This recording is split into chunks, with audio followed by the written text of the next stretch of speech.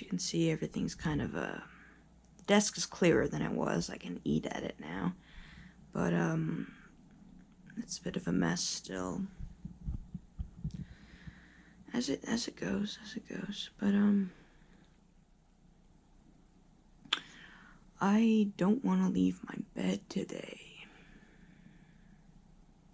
This sort of all of a sudden just came on. I started listing out things that I should be doing today. And then, I get overwhelmed very easily. And I get scared. And it feels like the only place that I can be safe right now is in this bed, which is illogical. And it feels like the only thing I can do is just go back to sleep and sleep for 6 hours until I wake up again, which is what I did yesterday. I slept for 6.5 hours, was waiting for lunch, and then I got really cold, and it was around 11 o'clock, and then I woke up at 5:30, and I just feel almost very anxious, but also like claustrophobic in my own skin, like just uncomfortable. I know logically that there is nothing to be afraid of, but somewhere in my brain it's very childish. It's bed is safe, gotta stay in the bed, which might be a holdover from when the few days I couldn't get out of bed because I wasn't walking right because of migraines. And I couldn't walk very well. I couldn't even really feed myself.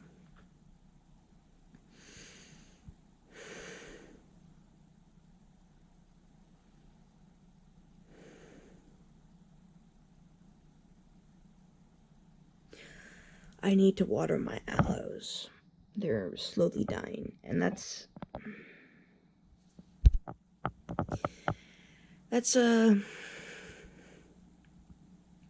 part of why I turned this camera on, because I want motivation to get out of bed.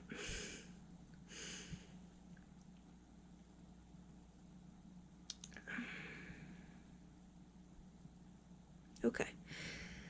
And I don't know what came over me, but everything was fine. I as you can see, the dishes on the desk, like I made myself a sandwich and some vegan sushi in the microwave, and I had lunch, and I took my pills, and I did my eye drops, and then I started planning my day, and everything just overwhelmed me, I guess.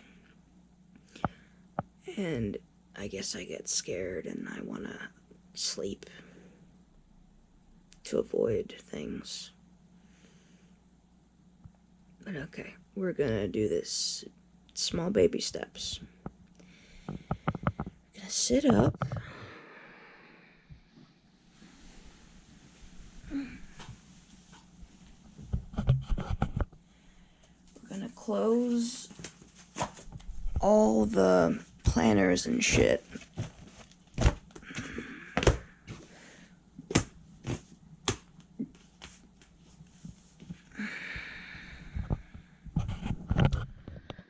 Put the right foot on the floor and the left foot on the floor. Free feet pics, woo! And then, the anxiety, man. Man.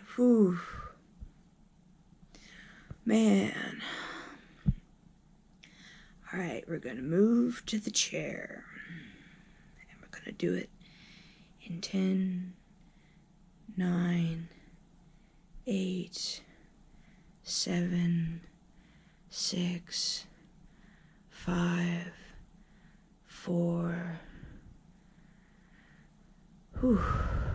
Countdown's making me more anxious. So maybe just deep breaths. Inhale. Exhale.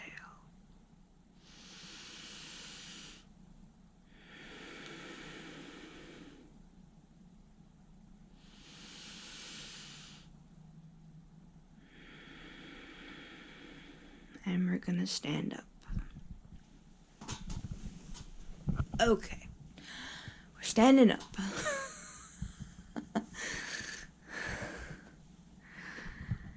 We're standing up. And then we're gonna sit at the desk. We're not gonna immediately leave the room. The room is our safe space. Yeah, but we're gonna sit at the desk and drink the rest of our tea. And notebooks are making me anxious right now. Because I guess expectations or something. I love this notebook though. It's not really good spiral. These books kind of like come off the hinges a little bit sometimes after you've used them for a while. But I love this, just the design of this notebook. It's mushrooms. I love mushrooms. I should really get into mushrooms more. You know, those fungi obsessed people. But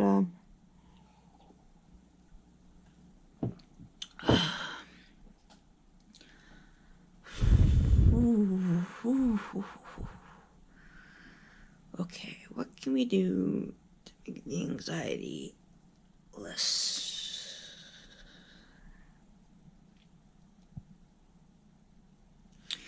I'm gonna tap. Hold on a second.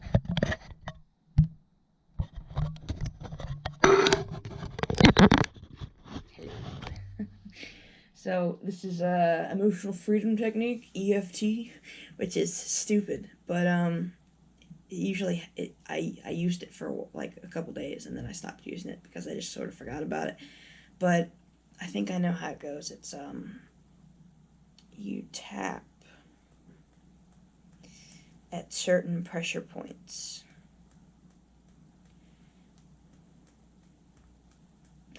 So the forehead, the eyebrows, the edge of the eyes, the chest, the fingers, the sides of the palms.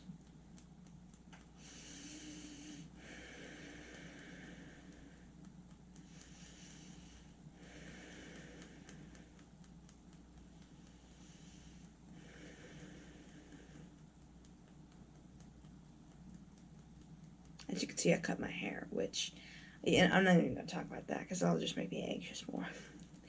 It was an impulse decision, and I immediately regretted it, and I had a meltdown, and I cried for like an hour. I had to call my sponsor, and it was awful. And then my parents gave me shit about it yesterday. And I was like, fuck both of you. Fuck both of you for, I cried for like an hour after doing this shit.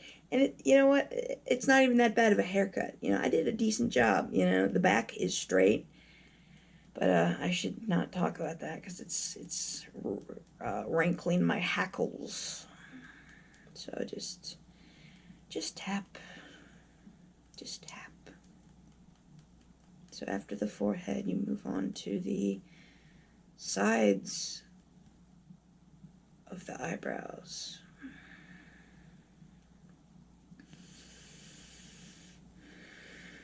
And as you can see, I'm already starting to breathe deeper.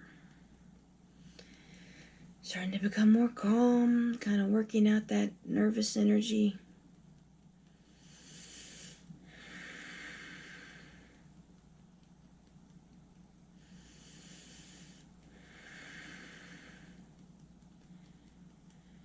And then under the eyes, at the top of the cheeks.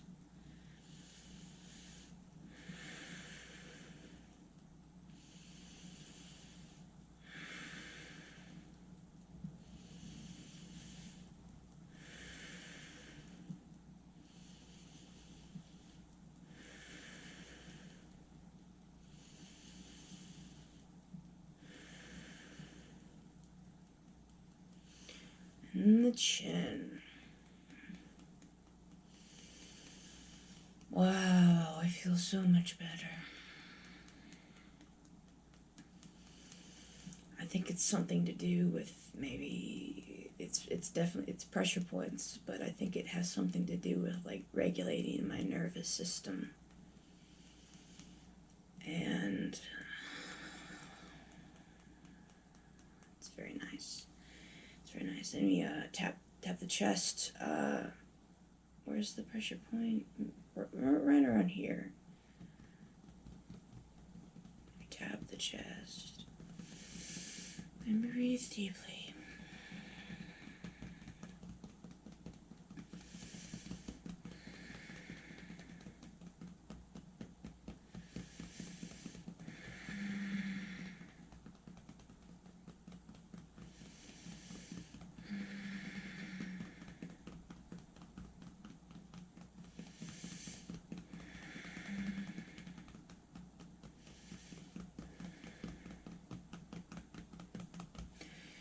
And then we tap the sides of the palms.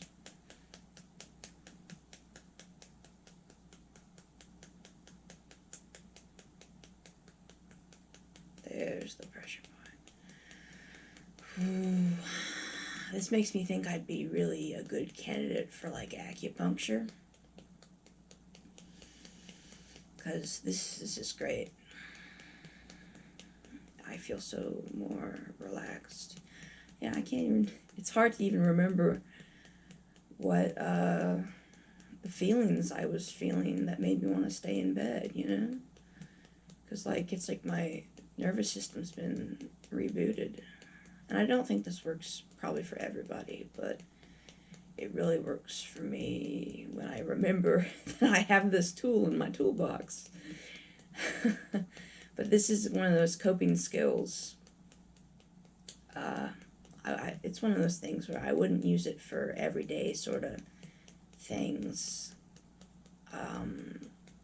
But for big stuff, like really big anxious feelings,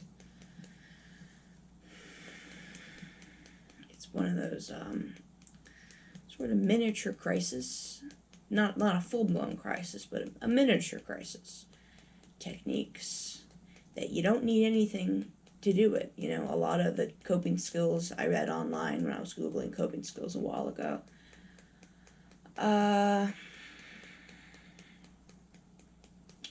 you know, they're like, oh, take a bath, drink tea, do yoga, read a book, blah, blah, blah.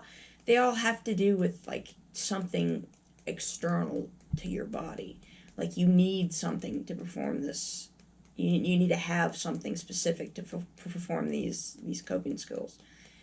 And this, you just need your hands. You just need the use of your hands and remembering to do it. So I think I've done that enough. But then you move on to the fingers.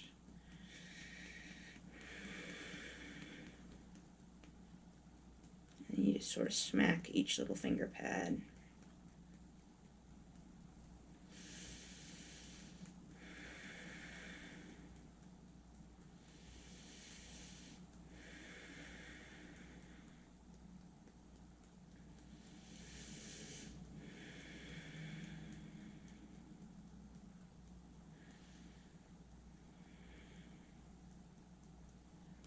And if you still feel anxious at the end of it, which I sort of do, you can just repeat it ad nauseum until, you know, until you're feeling better. But I love this tip. I hate the name, emotional freedom. I hate the name of it. It's so stupid.